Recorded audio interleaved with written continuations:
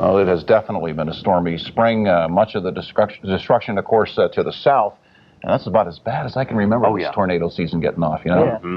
Absolutely. And very stormy conditions down to our south. Here in Michiana, we just had a few showers. But actually, when storms hit, most people actually take cover. But there's a select few people that actually go out and chase the storms. We call them storm trackers. And we followed Valparaiso University storm trackers yesterday. And here's what we found. They said that we are in a region they're monitoring for a watch box. They said that large hail appears to be the primary threat, although tornadoes are possible. They expect warnings to come out within an hour. Hour? Yeah. Let's go. Good. The Storm Prediction Center has issued a tornado watch until 9 p.m. this evening for northern portions of central Illinois. We'll wait. Hurry up and wait. I just remember the very first time that I saw a tornado, I was just in complete awe. Guys, quick.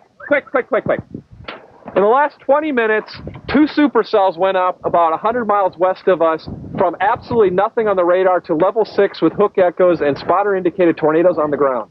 20 minutes. Looks like about 10 knots or so. The best stuff's right over here to the northwest. I definitely have much more respect for the weather. Everything that's blowing is blowing on the warm front, so we got to go. So let's do it.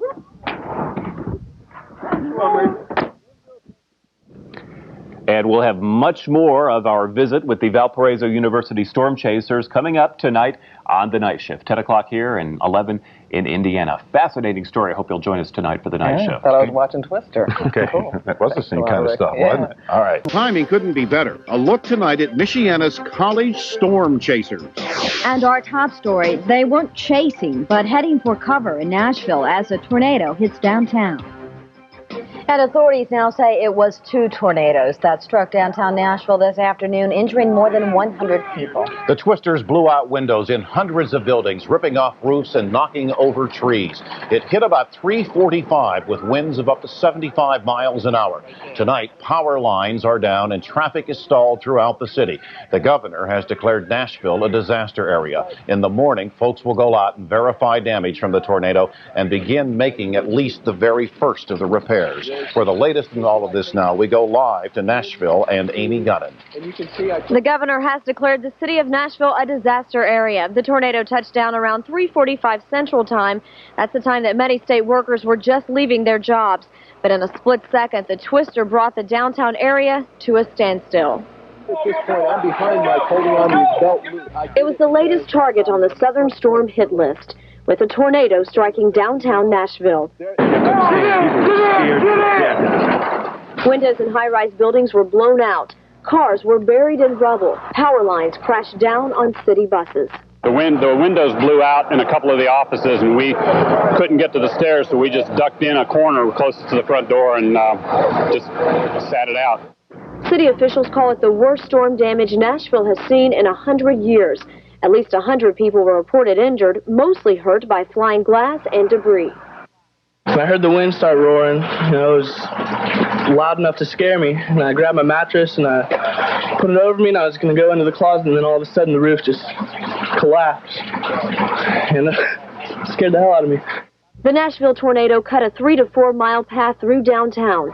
Among the damaged zones, the Tennessee Oilers' new football stadium, the Tennessee State Capitol, and police and fire headquarters. Especially hard hit was CBS affiliate WTVF, which was knocked off the air as the storm wreaked havoc. Deborah, my partner, was downstairs trying to hang on to the door. The wind actually lifted her up. We grabbed her, just ran down to the basement. As the sun comes up Friday morning, the cleanup will begin. Federal emergency management workers will be in the city of Nashville to try to put a price tag on the damage that Mother Nature left behind. I'm Amy Gunnan, live in Nashville for CBS News. Now back to you. Okay, thank you, Amy. What a mess. It sure is. Well, later on the night shift, we'll take you along as a group of local students go storm chasing, looking for the same type of storm that hit Nashville today. But first, let's get a check on Michiana's weather. Meteorologist Rick Mecklenburg is live in the Doppler 22 forecast center. Hi, Rick. Hi, guys. You know, I looked up some stats earlier. So far in 1998, we have seen over 100 tornado deaths compared to last year. All year, we only saw 65. So it's been a very stormy and very ferocious, as far as tornadoes go, stormy spring across the entire country. Fortunately, here in Michiana, I'm happy to report that we will see nothing but sunshine tomorrow after a few morning clouds. A chilly start in the 30s, but will rebound to a high temperature of 53 degrees. We'll show you radars from down south. It is very active down there at this hour. Plus, talk about our weekend forecast coming up in weather in about 15 minutes. I think ferocious is the good way to describe it, Rick. Absolutely. Especially for the South. Mm-hmm. Okay, thanks a lot. Okay. Night shift, it might be a scene from the movie Twister. Right along as a group of local students go storm chasing, trying to find those elusive tornadoes.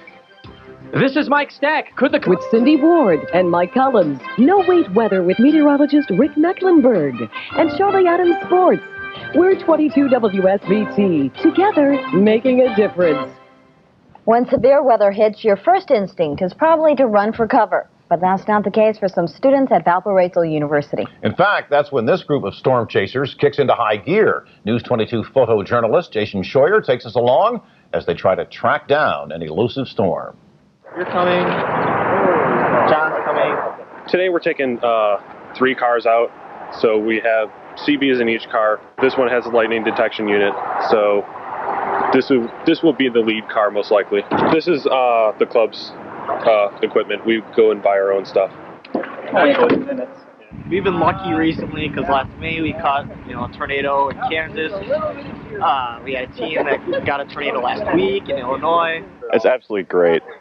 It's so much fun. Their suggestion is that we head west toward Decatur. Gusts of 23 knots out of southeast, I assume. This is our meteorology lab. We're still in a moderate risk. There's a high risk to our south. They're expecting explosive severe thunderstorm development within the next few hours. We're right. They said we're in the perfect position if we just head west from here. The Storm Prediction Center has issued a tornado watch until 9 p.m. this evening for northern portions of central Illinois. Like, as soon as you start hearing, like, tornado watches and stuff coming up, you're like, okay, now it's time to, like, really get excited. Guys, quick! In the last 20 minutes, 2 supercells went up about 100 miles west of us. I think the front must be mixing northward is the only thing I can figure. The question we have is, will it happen before sunset? If something would have happened today, we were in the right place for it. It's just a testament to the fact that we don't understand everything there is to understand about these things. And if I'm not chasing, I love being down in the weather lab and trying to guide these guys where to go. I tell you, these kids, when they get out with their bachelor's degrees, are some of the best mesoscale severe storms people in the country. There's no question about it. It's a great thrill. Yeah, it's fun. Nice tour of central Illinois.